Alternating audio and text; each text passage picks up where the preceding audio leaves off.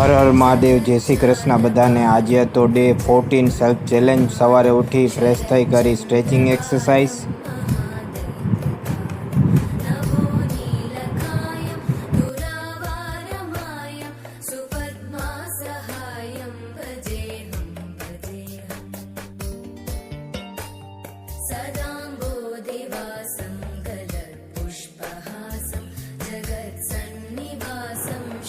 પછી કર્યા સૂર્ય નમસ્કાર।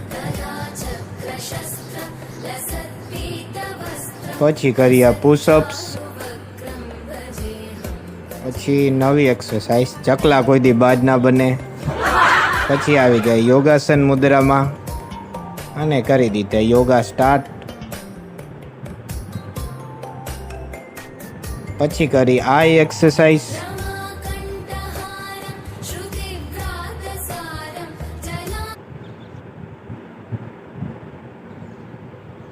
પછી કરી નેક એક્સરસાઇઝ।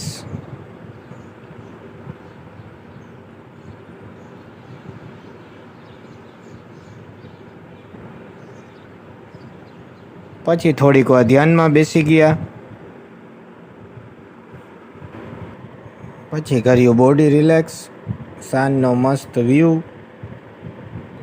નાઈને કરવા બેસી ગયા માળા। પછી વાંચી શ્રીમદ ભગવદ્ ગીતા।